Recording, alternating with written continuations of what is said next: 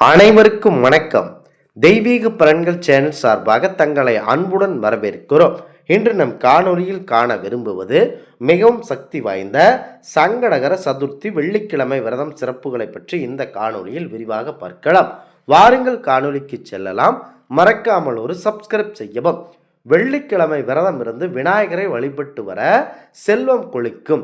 ஆடி மாதம் தை மாதம் வளர்பிறை வெள்ளிக்கிழமையில் இந்த பூஜையை நீங்கள் கண்டிப்பாக விரதம் இருந்து செய்யலாம். வெள்ளிக்கிழமை அதிகாலையில் எழுந்து எண்ணெய் தேய்த்து குளித்து தூய ஆடை அணிந்து பூஜை அறையில் தீபத்திற்கு முன்னால் வடக்கே நுனி இருக்குமாறு வாழை இலை போட்டு அது நெல் பரப்பி அந்த நெல்லின் மீது சாணம் பிள்ளையார் வைத்து சாணம் மீது அருகு வைத்து மஞ்சள் குங்குமத்தால் அலங்கரித்து செவ்வரளி அல்லது செம்பருத்தி பூவால் பூஜை செய்ய வேண்டும். நிவேதன பொருளாக சுண்டல் கொழுக்கட்டை வைக்கலாம். இவ்வாறு வெள்ளிக்கிழமை பூஜை முறையை வாழையடி வாளாக குலப்பெண்கள் தொடர்ந்து குடும்பத்தில் செய்து வந்தால் குடும்ப மகிழ்ச்சி பெருகுவதோடு வறுமை உங்களை கண்டிப்பாக வாட்டாது. சங்கடகர சதுர்த்தி விரதத்தை மாசி மாதத்தில் செவ்வாய்க்கிழமை என்று வரும் சதுர்த்தியில் ஆரம்பிக்க வேண்டும். இவ்வாறு நீங்கள் தொடங்கலாம். இந்த முக்கியமாக இந்த தை மாதத்தில் வரக்கூடிய இந்த விரதத்தையும் நீங்கள் கண்டிப்பாக ஆரம்பிக்கலாம். இதனை நீங்கள் சூரிய அஸ்தமனத்திற்கு பிறகு, அதாவது சந்திரன் உதயத்தில் பூஜையை ஆரம்பிக்க வேண்டும். சாஷ்டாங்கர விநாயகரின் முதல் மந்திரம், தியான ஸ்லோகம் இவற்றை பக்தியுடன் தியானித்து சந்திர பகவானை மனதால் நினைத்து வழிபட்டு தீப ஒளி காட்டி ஆராதனை செய்யவும். அன்று ஏழைகளுக்கு ஒரு பிடி அன்னம் அதனால தானம் செய்யவும். அன்று இரவு கண் விழிப்பது சால சிறந்தது. ஏழரை சனி பாதிப்புகள் உள்ளவர்கள் இந்த விரதத்தை மேற்கொண்டு வன்னிமர பூஜையும் செய்தால் ஏழரை சனி பாதிப்புகள் விளக்கப் பெறுவார்கள். இந்த பூஜை முறையை ஒரு குழுவாக கூட செய்யலாம். அடுத்ததாக செவ்வாய் பிள்ளையார் வழிபாடு. தை மாதம் ஆடி மாதம் வரும் செவ்வாய்க்கிழமையில் இந்த விரதத்தை மேற்கொள்ளலாம். சிலர் ஊர் வழக்கப்படியும் குல வழக்கப்படியும் 4 செவ்வாய் 8 செவ்வாய் என்று பூஜை முறையை கடைபிடிப்பார்கள். இந்த பூஜை முன் இரவில் தொடங்கி பின் இரவில் முடிக்க வேண்டும். அதாவது சூரிய உதயத்திற்கு முன்பே முடித்து விட வேண்டும். இந்த பூஜை முறையாக புளிய இலை புங்க இலை கொண்டு சிறிய வீடு போல் செய்தல் வேண்டும். கன்று போடாத பசுவின் சாணத்தை கொண்டு பிள்ளையார் பிடித்து அந்த வீட்டின் உள்ளே வைக்க வேண்டும். பூஜை பொருளாக தேங்காய் பழம் வெற்றிலை பாக்கு கொழுக்கட்டை வைத்து விநாயகர் அகவல்படுத்தி விநாயகர் பூஜை முறையை முடிக்க வேண்டும். பூஜை முடிந்தவுடன் நிவேதன பொருளை பூஜை செய்த பின் பெண்களுக்கு மட்டும் உண்ண வேண்டும்.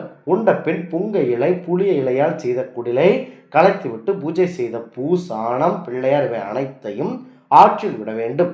விட்டு ஆற்றில் நிறை குடத்துடன் தண்ணீர் எடுத்துக்கொண்டு மஞ்சள் குங்குமம் வைத்துக்கொண்டு வெற்றிலை போட்டுக்கொண்டு மௌனமாக திரும்ப வேண்டும்.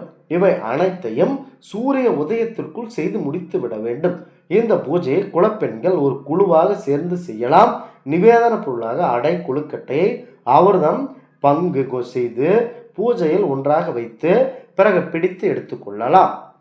இந்த பூஜை முறையை செவ்வாய் பிள்ளையார் கொழுக்கட்டை செய்யும் விதம்: குத்திய பச்சரிசி இடித்து மாவாக்கி உப்பு போடாமல் மாவு பிசைந்து தேங்காய் சிறு சிறு துண்டாக்கி போட்டு இளநீர் விட்டு பிசைந்து உருண்டையாக செய்து நீராவில் வேக வைக்க வேண்டும். இட்லி செய்வது போல சிறு அடையாக கூட தட்டி கொள்ளலாம். அடுத்ததாக பெண்கள் மட்டும் இந்த பூஜை செய்ய வேண்டும்.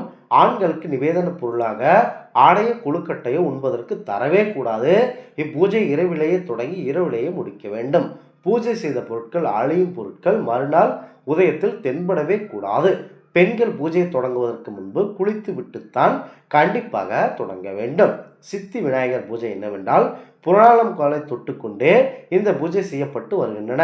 எண்ணிய காரியம் நடக்க நினைத்ததை முடிக்க இந்த விரத பூஜை மேற்கொள்ளலாம். பாண்டவர் தலைவரான தர்மபுத்திரர் இந்த பூஜை செய்து கணபதி அருளை பெற்றார். புரட்டாசி மாதத்தில் வரும் வளர்பிறையில் சதுர்த்தி திதி அன்று இந்த விரத பூஜை தொடங்கலாம். துர்வா கணபதி பூஜையாக இந்த பூஜை செய்பவர்கள் நோய் நொடி இருந்து தப்பித்து பூர்ண ஆயுளுடன் வாழ்வார்கள். மிக முக்கியமாக இந்த பூஜையை 21 மூலிகைகள் வாஸ்துக்கள் சேர்க்கப்பட வேண்டும். ஆறுகம்பல் மீது பிள்ளையார் எழுந்தருளி செய்து இந்த 21 மூலிகையால் பூஜிக்க வேண்டும். 21 மூலிகை விவரங்கள்: மாசி பத்திரம், பிரகதி பத்திரம், பில்வம், துவர்வா, துத்தரா, பதிரி, அபமார்க்கம், சூதா, கருவீரா, விஷ்ணு கிரகந்தி, தாடிமி, தேவதரு, மருவு, சிந்தவாரா, ஜஜிப்திரம், கந்தாளி, கலியம், ஆட்யம், அஜ்வம், அர்ஜினா, அட்ஸ்வத்ரம். இந்த அனைத்தையும் நீங்கள் பெற்றுக்கொள்ள வேண்டும்.